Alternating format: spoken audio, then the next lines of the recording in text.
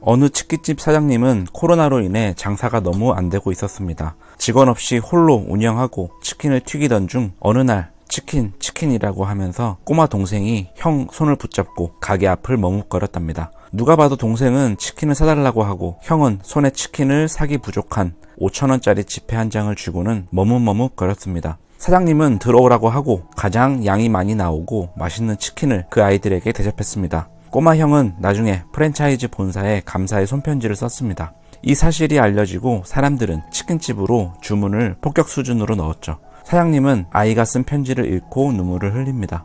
돈을 어떻게 쓰면 우리 인생에 참 좋을까요? 개인마다 차이가 있겠지만 그래도 제가 생각할 때는 돈을 잘 썼구나 하는 공통적인 속성이 분명히 있는 것 같습니다. 오늘 돈을 잘 가치 있게 쓰는 3가지 방법을 한번 알아보겠습니다. 인생이 변화하고 싶다면 구독 부탁합니다.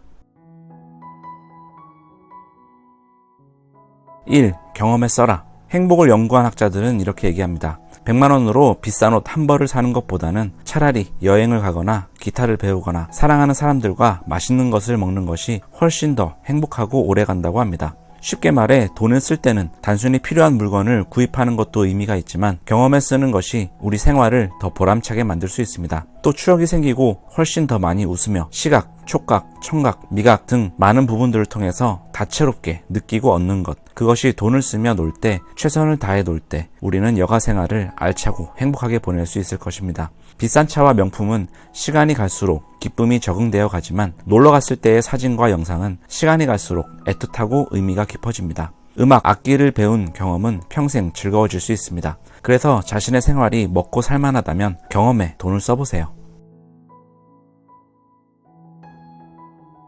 2. 미래를 위해 써라. 욜로라고 해서 오늘을 위해 산다. 오늘 먹을 음식을 내일로 미루지 않는다 라고 합니다. 그런데 사람들은 너무 그 말을 나의 모든 것을 현실에 올인하자 라고 잘못 이해하는 사람들이 많습니다. 오늘의 행복은 내일로 미루지 않는 것이 저도 대체적으로 맞다고 생각하지만 오늘 플렉스에서 다 써버리면 내일은 굶어야 합니다.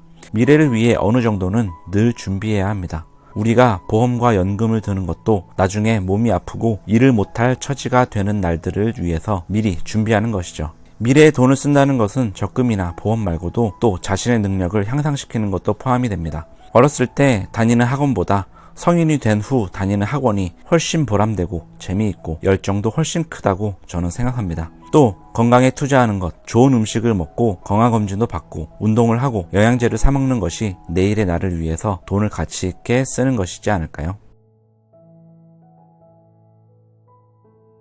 3. 우리를 위해 써라. 아무리 가족 중심의 문화에서 개인화로 흘러간다 해도 돈은 나 혼자 쓸 때보다 함께 쓸 때가 기쁩니다. 밥도 함께 먹어야 맛있고 놀러 가도 서로 사진을 찍어줘야 제맛입니다. 돈은 내가 소중히 여기는 사람들과 쓸 때 행복하고 가치가 더 있습니다. 또 종종 내가 여유가 되는 한에서 남을 도와주는 것이 꼭 손해가 아닙니다. 제가 처음에 말씀드렸던 치킨집 아저씨의 그 마음은 5,000원의 가치라고만 우리는 생각할 수 없을 것입니다. 우리는 함께 살아가는 존재이며 그렇게 살 수밖에 없습니다. 종교인처럼 온 인류를 사랑하기엔 부족한 마음과 돈이 있지만 적어도 우리는 우리 주위 사람들을 챙길 수 있는 여력이 존재합니다. 물론 돈뿐만 아니라 나의 체력이나 시간을 더 써줄 수도 있습니다. 그 안에서 내 가치를 충분히 느낄 수 있다면 돈을 쓸 때도 우리는 좀 더 잘 쓸 수 있을 것입니다. 오늘 돈을 가치 있게 쓰는 방법을 알아보았는데요. 사람마다 차이는 있을 것입니다. 오늘 내용을 참고해 보시고 여러분이 돈에 대해서 다시 잘 생각할 수 있는 계기가 되었으면 좋겠습니다. 구독과 좋아요를 해주시면 더 좋은 내용으로 준비하겠습니다. 감사합니다.